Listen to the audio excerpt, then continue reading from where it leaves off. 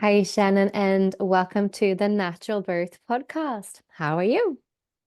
I'm doing well. Thank you for having me. Such a pleasure. All the way from Texas. Yes, so early in the morning for me, but I'm happy to be here and excited to tell my birth story. I'm excited to have you here too. So, today we're going to dive on into your birth center natural birth story. Yeah. Yes. Beautiful. And your first baba. I love that. I love when women get to have their physiological natural births for their first and kind of set you know, trajectory, hopefully, for future babies as well. And just have that really empowering experience the first time around. Yeah. So, with no further ado, do you want to take us back to becoming pregnant? And was that a planned thing for you or? Yeah, my husband and we've been together 10, 11 years, but we just got married in April 2023. And after that, we were just going to see what happens, and a baby would be a blessing. And it was like the very next month that we were blessed. Kind of felt like a surprise, but we knew, well, if you do this, it will lead to a baby. But we had just heard it might take longer. Um, Right. but Did yeah, did you do any kind of contraception before that or? so I had been on birth control for 9 or 10 years. And then it was a couple years prior to getting married that I decided to get off of it. Mm. I, um, I guess it was around college, university time for me, 4 or 5 years ago, that I became more aware of a natural, holistic life. And I learned about the fertility awareness method and how birth control could have been affecting my hormones. And I just decided to stop that and let myself even out. So I'd been off birth control for a little bit, just using FAM. And I read the book by, I think it's Tony Weschler. So I recommend that to everybody. That was a really good read, very informative. So yeah, since then, no contraceptive, no birth control, just fertility awareness. And then, Mm. yeah, conceived our daughter, I guess about a month and a half after trying. So Wow. Well, it does help to have had that time to detox from those hormones, those synthetic hormones and balance out again. I mean, for some women it could take a long time, for some less. But it's definitely good to prepare for a while before yeah, trying. Hmm.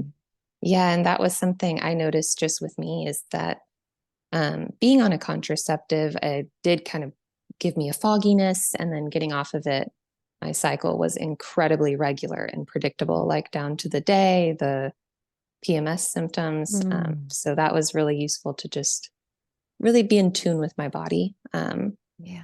And then, yeah, I woke up one morning and I was expecting to have PMS symptoms. And I looked in the mirror and thought, oh, my skin looks really good today. I feel really happy and my boobs are really perky. And then I realized, wait, I shouldn't have any of this. I should be getting my period today. And then took a pregnancy test and it lit up positive. And then I took like 10 more back to back because I was just shocked. Really? Yeah. I was like, oh, Wow. So it was a happy result though. You were very happy being pregnant. Did you know from the mhm. beginning that you were going to go for a natural birth in a birth center? Yes. Yeah, that I guess all around the same time. It also was like COVID pandemic time that I just became more aware of natural, holistic, and growing up, I feel like I had a very similar story to a lot of women. You're shown the video in sex ed class, and it's a woman screaming, and there's hospital lights, and they're holding her down, and the husband is like about to faint and pass out, and it's just a very scary video. And so I'd been scared of birth. But then just through my own education and leaning more natural, more holistic, our bodies are intended to do this. And this is one of the most natural processes a woman can have. So it wouldn't, our bodies are designed to help us out, even if it is painful or whatnot. But I just thought, okay, this is the route I want to take. And my husband and I toured the birthing center. It was like a couple months before we got married, because we knew this could happen. And it was really wonderful. The team of midwives were so welcoming, and we were like, oh, maybe we'll see you in a year or two when we're pregnant. And then we had to call them back, 4 or 5 months later. So it was really wonderful. Wow, I didn't know you could. Well, I guess you can, but so you just decided to tour the birth center without being pregnant, just because you were Yeah. thinking about it. Wow. Yeah, this it's called Luminary Birth and Wellness Center in San Marcos, Texas. And they have Meet the Midwives, I think once a month, but they just open the center up and anybody can come, and Wow. they give you a tour and you just chat with them, and there's coffee and tea, Mm, and it's very welcoming. And they still, after giving birth, will have mama meet up, and mm, again, coffee, snacks, and you can go back with your little one and just chat with other moms. And it's wow. amazing. These women helped me deliver my baby, but I feel Mm, like I'm just grabbing coffee with a friend. And that's not something that I think most women get with their medical provider. no, I love that. That's beautiful. Wow. So you decided instantly this is where I'm going to birth. Did you do something else during your pregnancy to prepare for your birth? Yes. So even prior to pregnancy, I work out a lot. I pay attention. I like eat very clean, very mindful. I try to follow the 80-20 rule, where 80% of the time I'm pretty clean eating, but I'll have some junk food here and there. And then during my pregnancy, I was doing workout videos online, pregnancy and postpartum TV. And so she had birthing positions to get comfortable in, and movements to help open your hips, and yoga ball bouncing. So tried to keep up with that. I was pretty sick the first trimester. So that was a lot of just laying in bed, laying on the sofa, drinking water kind of days. Mm, very beautiful. So let's dive into your birth story. Do you want to share with us? Did you have any early signs of labor approaching for you? Not really. I had a few friends who were pregnant around the same time, and they all went into labor like 2 weeks after their due date. So I kind of just gave up and thought, all right, well, I'll go 2 weeks late. I was so over it. um, I had texted my mom the night before going into labor, just saying, it's going to be another 2 weeks. I just know it. And I did I forget what it's called now, the miles circuit. Is that it? Yes. Yeah. Yes, I'd been doing that. I'd been doing all the little tips and tricks to try to get labor to come, and nothing. So I kind of surrendered, and I filed my taxes. We have to do that in the US. So it was February. And yeah, I just literally gave up and thought it'll be another 2 weeks. And I went to bed. And then that night I woke up at 3:12 a.m. And 3:12 is kind of a number that I see a lot. And so I don't read into signs like that, but I kind of do. So I I woke up at 3:12, and I thought it was Braxton Hicks. So I tried to go back to sleep, and then I woke up, a half hour later, and my stomach was incredibly upset during this time too. But in my mind, this wasn't labor. This was Braxton Hicks. And so this was going on for a few hours. And it wasn't until 6 a.m. of wake up, go back to sleep a half hour later. And then I realized, oh, I'm now waking up every 20 minutes. Now it's every 18 minutes. And I'd moved upstairs to our guest bedroom because I was waking up so much, and my husband had to go to the office. But yeah, I was just upstairs, and I realized I think I'm in labor. This might be happening. And I went to call one of my best friends, but she had actually passed away like 3 months prior. Mm, And so that kind of put me in a headspace where I was just a little panicky, but then I had a wave of relaxation, and I thought, she knows how my birth is going to go, and mm, God knows the outcome of this. And that brought me immense peace. And I went and found my husband. It's probably 8 a.m. now. And I said, I don't think you can go to work today. I think we need to get ready to go to the birthing center. And he was, oh, yay, this is really happening. And we started making all the phone calls. And our midwives had kind of coached us just to labor at home for as long as possible. So we still informed them and gave them a heads up that, hey, contractions are now, I think they were like 12 minutes, 10 minutes apart. They were like, just keep hanging out. When they get to that 5 to 6 mark, head on in. So we readied everything. We had to feed our pets, just got stuff ready. I started French braiding my hair because I wanted it out of my face. I thought I would have a water birth. Mhm. So I got ready. And yeah, we just kind of waited around and contractions picked up. And I had even was texting my mom back and forth, and she was saying, when are you going? When are you going? You're in labor. You need to get there. And I said, no, I'm still too lucid. And my midwives told me Mhm. I'd be more out of it Are you when labor far was away really from getting going. the are you far away from the birthing center, your house? No, we're about 15 to 20 minutes. Yeah, So yeah. So it's you're really nice. That's good. Yeah, it's not a far drive. I mean, it's never nice to go in labor in a car, but did your mom birth in the hospital or She yeah. did. So she had me natural in the hospital, but that was not intended. She got there and said she was in labor and pain, and the doctors were saying, no, no, not yet, not yet. But she was saying, no, this isn't right. I feel this. And I guess they'd waited too long. So she wanted the epidural with me, but it had passed too long for her to get it. Mm, So from what she tells me, I was kind of a rough birth.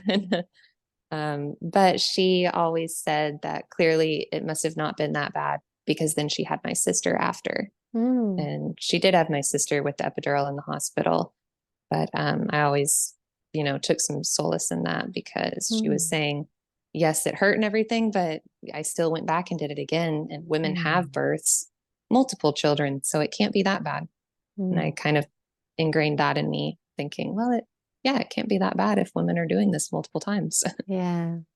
Yeah, I was just thinking how, with her comment that you should go to the birth center, that, maybe it was interesting to know like what kind of birth she had to have that maybe, oh, you should go so you not get, don't get there too late or have a baby on the road or you need help. Mm, Yeah, lots. right, mums, both my husband's family and my family, they were very like, y'all are crazy for doing this. And they supported us, though. They were very supportive, and it gave us both time to kind of educate them on the process. And then after my birth, I really did have a wonderful, beautiful experience. And I think that's changed, kind of their thoughts on it. Yeah. So I'm happy to be able to be that person. I guess that's the thing, we can't, through words, we can't convince other people, we can't change people's minds if they aren't already very curious and open, obviously. But what we can do is we can lead with example, not just in birth, but just in life, right? That's how we can influence other people, our family, our community, not by what we say, but what we do and how we lead our own lives. So I love that. So you're Definitely. in early labor, you're having a contraction every 10 minutes, it's early morning. How long do you stay at home? And what do you do at home until you decide it's time to go? Yeah. So, like I said, I French braided my hair. My husband made us smoothies. But by the time the smoothies were ready, I had approached that I don't want to eat phase. And contractions had really started picking up then. I was on the birthing ball. It came time to leave. It was probably noon to 1 p.m. We Okay. arrived at the birthing center around 1. So early labor kind of was going on for a bit, but now it was at the point where I needed to sit down through the contractions. I really needed to breathe. I was starting to go into that labor land, la la land, that we took a birthing class at the birthing center, and they kind of coached us what to look for, Mm. when to be prepared. And they were telling my husband, if she's able to laugh and joke, like she's not, now I've forgotten everything, but if she's able to laugh and joke, she's not in the active labor yet, I guess. Or Yeah. Well, every but woman is very different, but I guess especially during contractions, like when you're in the early yes. phase, most of the time you can still have a conversation, even though it might be really feel them. You can maybe still say like yes, no. You can still kind of be there, and you kind of quickly out of it. Whereas when you get deeper and deeper, you really have to focus in, during contractions. And obviously, the closer you come to birth, most women go into that really liminal space and altered state of consciousness, but not everyone. So it's not like clean cut. Some will have, especially if it's a quick birth, might be very aware and kind of also very kind of lucid in a sense during that whole time. Yeah, so mine, I did like kind of start going to that labor land, and that's when my husband was like, "We need to go," Mm. and I was not wanting to get into the car, but Mm-mm. he was saying, "We have to go. Like, we keep putting this off. We need to go now. We need to go." So we got our bag, and in my bag, I brought some snacks. I made a labor aid, just like lemonade and salt and sugar, just homemade electrolytes essentially. Mhm. I had photos of our pets in there that I wanted to hang in the birthing center. I had affirmations printed off, our birthing plan, comfy clothes. What else? I didn't even use half the stuff I brought, but I was thankful I had it. So we got in the It's car. there's a point to pack it to make you feel, safe and comfortable and like just the knowledge that you have it. But to be honest, most women won't, especially if you come in actually in active labor. You couldn't care less what's happening Hmm. around you. Like you just want to probably go into a dark room and you want to be, Hmm. you know what I mean? Like, so it's more like maybe in that early phase when you're like supposed to dive out into the separation and then into the liminality, but when you're in the deep trenches of labor, you won't you won't Totally. remember anything else. Hmm. Totally. My plan was to hang up pictures of our cats and dog on the wall, and I had aromatherapy to smell, and I didn't bring any of it out, but it felt good knowing that it was there. So Hmm. we got into the car, and at this point, contractions were 5 to 6 minutes apart. I remember looking at the clock in the car, and I could know, okay, here's one. It's about 1 to 2 minutes, and then I get a break. 5 minutes later, prepare for it. There it is. And I was starting to kind of get into that real labor land and getting real out of it. So we arrived to the birthing center. Yeah, it was 1 p.m., a bright and sunny day, but I was, like you were saying, wanting just to get into that dark space, hunker down, and yeah, just go primal, I guess. So we arrived, and my midwives were there. They knew I was coming. There were two of them, and they did a cervix check to see where I was. And that was something they were very, they would let you make your own decisions if you wanted that or not. And I had told them previously, no, I'm not interested in having that done. But when we arrived, I just didn't care. I said, just do it. I want to know where I'm at. And they said, well, yeah, if you don't care that much, you might really be in active labor. And so I arrived and I was 6 centimeters, and they admitted me. They said, going back to the birthing chambers, it's different than a hospital. So there's a tub in there, dim lighting, beautiful wallpaper. It's honestly like a spa. It was really enjoyable. Mhm. Nice big bed. And so I just hung out back there for a few more hours, and labor was progressing. Beautiful. And what did you do in that space? Did you go into the water? I did. So I had planned on having a water birth. And I had ranked the different positions that I would be most comfortable in. So water was up there at the top, and they had a birthing ball, a birthing stool, rebozo swing, these Hmm. different methods just to relax, the peanut ball too. So I kind of cycled through a few stations. Hmm. And in the water, I thought this would be my preferred space, my preferred space. I love being in the water, showers with low candlelight. That's how I Hmm. relax. We had that there, but getting in the water, it wasn't clicking with me. Something, I wasn't feeling that relaxation, that peace. So I labored in the tub a bit, got out, got back, got out. At one point, I was in the tub, and my husband, he was amazing. I tell everybody I could not have done this without him. Hmm. But he was there, and he was trying to offer me some snacks and just kind of hanging out, and he was taking footage. But he started eating some sourdough bread, and I just had to tell him, throw that away. I can't do it, the smell. But I hung out in the water, and yeah, like I was saying, it just wasn't clicking with me. So got out, and I ended up being in the bed, side lying for a while. So admitted around 1 p.m. and time passes so strange. You don't know what time of day it is or how long you've been there. So it was about 5 or 6 p.m. that things really picked up. And the whole time I hadn't peed, I hadn't gone to the restroom. And that was creating some pain, but I didn't know that that's what that was from. So my Mm. contractions started picking up, and they were just getting very intense. And I was complaining of pain in my abs. And my midwives, again, they were just amazing. And they were very, try a different position if you want. How about you come over here? You've been in this position. So they were guiding me through different things without forcing me to. It was still my choice, but they also didn't leave it up to letting me make the full decision. So I couldn't have at that point. I was totally just in that labor world. But I'd been complaining of ab pain when I was contracting, and I was just saying it hurt, it hurt. And that was kind of giving them some worry.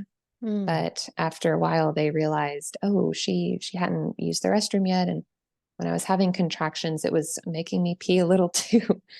So they ended up giving me a catheter, Mm. which again, that was something prior to birth that I thought would be this big, scary thing, but it was a huge relief. And that drained my bladder and that brought the pain away. So that was really nice. And at one point, I had been sitting on the toilet, which was a good kind of way to labor, but I just felt that during a contraction that oh my gosh, I'm pushing, and it took over. And was that So after you emptied your bladder that that happened? I think so. I Mm. think that might have been. I can't quite remember, but Was it it just also the catheter? Was it an in and out catheter? Just empty it. Yeah. So they didn't like you didn't walk around mhm. with a bag and everything. No. No, no, it was in and out pretty quick. Yeah. Yeah, and Yeah, that which is, because for anyone listening, and you probably know this too, that a full bladder can hold so much. Like we're talking liters. And mhm, that can also keep the head high, which can also prevent you actually from, from the head to mhm. descend and birth that baby. And so, yeah, so it would make sense if they also then helped you empty your bladder and then that you got that kind of urges to push after. Yes. And the whole time, women say things like, oh, being shot by a gun is less painful than birth, and all this scary stuff that I'd heard. And birth is the worst pain you could go through. So in my mind, I was hearing that. But clearly, there are these women who have natural births who say, yes, it's painful, but it's this beautiful, wonderful experience. Mhm. So I thought, okay, it must be a mix of both. But when I started pushing, my midwives came back, they checked, they said, you're 8 centimeters, approaching 9, you're in transition. And I asked them, is this the pushing phase? Like, this isn't as bad as I thought it would be. And that kind of made them all laugh. And I was expecting it to be this horrible, horrible pain. And it wasn't. It was painful, but it was my body knew what to do. Mm. So I just really surrendered and let it do that and was able to breathe through. I'd practiced breathing. I'd practiced the open mouth to relax, open pelvis, and Mm. just kind of gotten that to that rhythm. Yeah. So, I mean, women experience it so differently. Some find that the contractions before bearing down are the most quote unquote painful or intense. And that when they do get the bearing down sensation, it feels like a relief, and that they're, I don't know, even something, they don't experience it at all as painful, just intensity, right? And then some are the opposite. They feel the opposite, that it's actually the bearing down that they feel is more intense. And but I would say most feel the opposite, that it's actually a relief as soon as they mm, kind of feel that bearing down. And I also noticed that when I attend births, um, that they can be in that for quite a long time. And it's almost like they come back because you kind of click on back into your neocortex a bit. Um, at least some do, and you kind of can be like joking and talking, and Hmm. or you sleep in between because you can some if you've gone for a long time, you can also be very tired at that time. So it's very different, but it's an interesting space to be in, having those bearing down sensations, and then in between, no pain, just fully there, or Hmm. fully spaced out too, for that matter. Some even snore in between those pushing I had heard urges. that. Mm, Yeah, I'd heard stories of women literally waking up, pushing, having the contractions, passing out for a couple minutes, getting back to it. So mm, it's amazing what our bodies just know what to do and are capable of doing.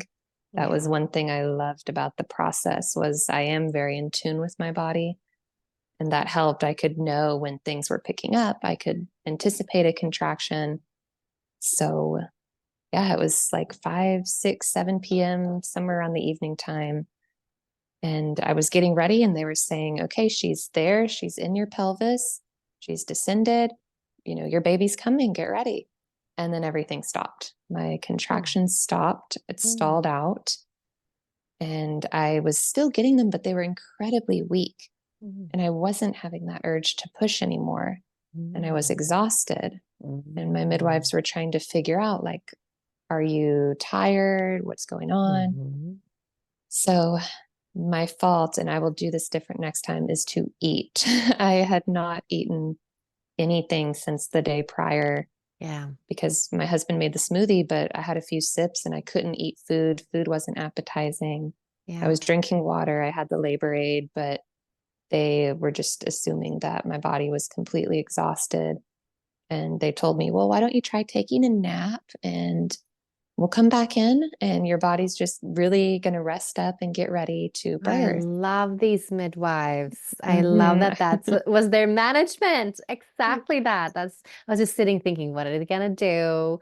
Hmm. Love that. I love that. Because that's it. If you're exhausted, your body's gonna slow down for you to have a nap. And literally it can take 20 minutes, half an hour of you actually just Hmm. having a nap, and then you wake up with a roar and have a baby. So what happened for Yeah. you? So, yeah, I tried to take a nap. I don't know if I slept or not. I was kind of in and out, but the Mm, contractions had really stopped. And so I was laying down, side lying. My husband was the big spoon. And like I said earlier, I could not have done this without him. He just was amazing. And he was right there with affirmations, encouragement, holding my hand, holding me. I mm, wouldn't let him leave the room and I'd call for him and he'd just be right there. So I love him. That really took our relationship just to the next mm, level having him there. But I laid there. Maybe I slept, maybe not. Again, I'm not sure how long it was. I think about an hour. And my midwives came back and they said, okay, how are things going? And at this point, I said, well, I think the contractions are coming back. I think it's getting more intense. And then I just like had a huge one right there and was having just to really moan and, bear down through it. So they were saying, okay. And I started having those feelings of, I can't do this. mhm, And I wanted to go to the hospital. I wanted to be done with this. And I said, I'm over it. I can't do it. I can't do it. And where the birthing center is, there is a hospital right across the street. You'd have to get up and walk a little short ways. And I said, I just want to go over there. And my midwife said, well, why don't we try walking around in the room first? Because your pelvis going up and down could kind of help shimmy her and we could get her out. And they said, because if you want to go to the hospital, you're going to have to walk over there. And walking in the room is a shorter distance than walking to the hospital. So I said, okay, I don't want to walk to the hospital then. But I got up and I had to hold on to my husband. And we kind of swayed and walked around the room. And then contractions really just picked up and they were going. My midwives gave me cotton root bark as well. So that is supposed to help with uterine contractions, as well as it helps bring in your milk. So I took a decent amount of cotton root bark and it had a very bitter taste, if I remember. So I was washing it down with the labor aid and started walking around.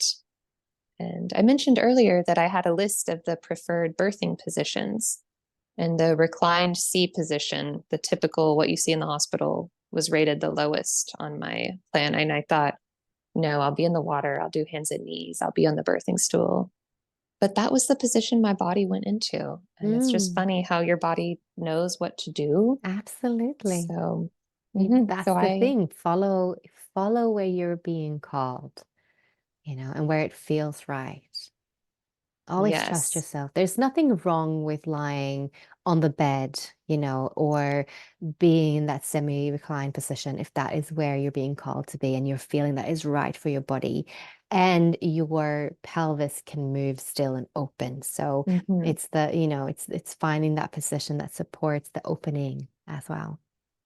Yes. So I ended up in that position and I had to push for maybe an hour, 40 minutes to an hour. But my daughter, she kept getting just right there, right there. And they were saying, come on, you can do it. And it was just wonderful encouragement. And one of the student midwives, she was kind of behind me on my shoulders. And then she was just whispering Bible verses in my ears and praying over me. And that was something that I had told them I was comfortable with. And they were very faithful too. And I was in such a state of peace, even though this was a very challenging moment, of course. But she finally started to crown, and I was asking, they were saying they could see her. And I said, does she have hair? And they said, yes, she does. And they're like, come on, she's right there. So they also had a brace for me to hold on to. So the student midwife, she moved from behind me over in front, and we had like a long rope. It was the rebozo sling. So I Mhm. was holding on to that and bracing, and then a midwife down here, one on my right leg and my husband on my left leg. And he was coming up here and he was just cheering me on. And yeah, it just took several big pushes. I was pushing for a while, but then out she came, and my midwife caught her, gave her to my husband, and she was right here, chest to chest, skin to skin. And there she was. And that was just a feeling like no other. It's tell people it was like natural drugs, just having your baby there, and you're on such a high. The endorphins, the dopamine, oxytocin, all of it is just flooding in your brain. And even talking Mm. about it, I get a little taste of that again. Yeah. Yeah, it's such a miracle how our bodies are designed to catapult us into that high, totally forgetting about the journey there in that moment, Mhm. right? Yeah. Yes. Yeah. So we had the golden hour, and she was just right there. Her name's Holland. Snuggled up, and she didn't cry or scream or anything. So, but she was alert, just kind of looking around, staring at my husband, staring at me. And that's totally her attitude. She's still that way, a very happy baby, very curious. So she came out into the world just looking at everybody, and she's still like that. But Wow. then and our midwives, they checked, made sure everything was okay. And then they just let family bond. So they'd Mm. come in and check on us, but they said this was a very important time for mom, dad, and baby to just snuggle up. And we did, and it was wonderful. I love that. I love their management of your, weak, quote unquote, contractions there in the end. I'm hmm so impressed. Um, And I really am so grateful that that happened to you and for anyone listening, to know that um, labor and birth doesn't have a timeline. It definitely is not just like, it has to be starting slow and then increasing intensity. And then hmm there's a baby. It can go in waves. It can go for days. It can go really, that you have those moments where actually your body's saying, hey, I need a break. Or your baby even, communicating hmm somehow, I need a break. And there's that break. And that you got that hour of rest. Um, yeah, I love that. I love that for you so much. So proud of your It, midwives. they're wonderful. I could not, there's not words to describe how wonderful they are. And so it was just a wonderful experience. But yeah, and that was something, like I mentioned, we took a birth prep class where they informed us on what's normal, what's a variation of normal, what's abnormal, what requires intervention. Yeah, Because there is a time and a place, I believe, for actual medical intervention. But yeah, at the same time, there's so many variations yes. of normal. So labor stalling out or slowing down. Mm. I'm thankful that they just gave my body that time to rest, and my baby, like you'd said, because mom and baby work together Yeah, to be born. So that was absolutely. nice. Hmm. Absolutely. Wow. What a beautiful story.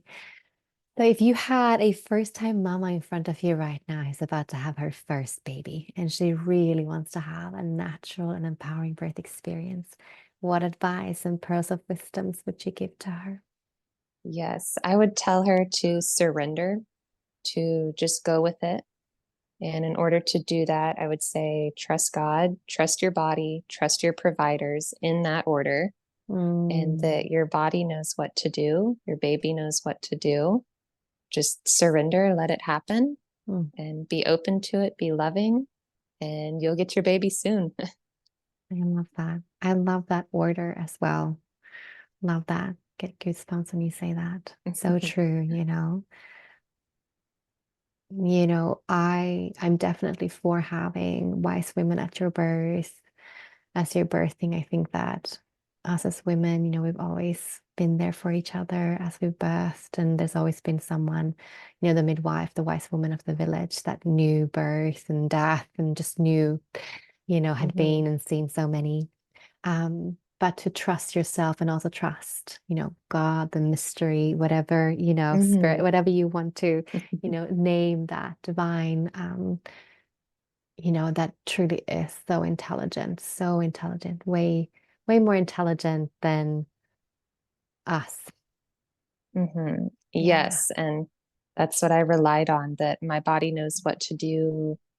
Yeah, God knows how this is going to turn out. My midwives have clearly been there for hundreds, if not thousands of births, and they know, again, what's normal, what's not, and what to do. Yeah.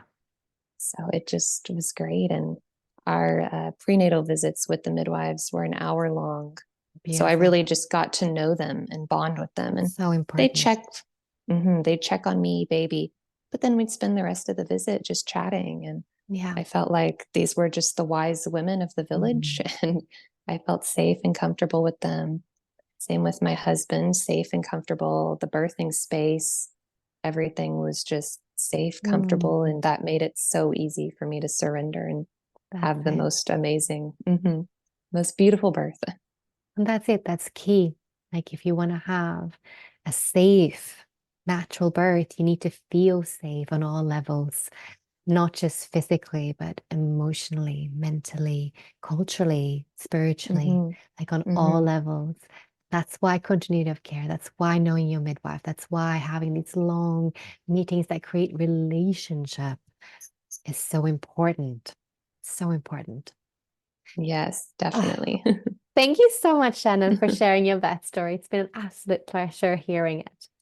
Well, thank you, Anna, for having me. So I'm very grateful. One of my affirmations during birth was that I wanted to have a good experience so I could come on the podcast. So Oh, that was bless actually you. written on my birthing plan, something I look forward to. So thank you Oh, that for, makes me so happy. yeah. So thank you for allowing me that space.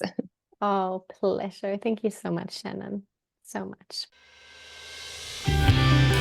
Thank you for listening. If you love this podcast, then please consider sharing it, leave a review, or make a contribution on our Patreon page. And if you want to connect on social media, then find the podcast on Instagram as the Natural Birth Podcast. Thank you for listening.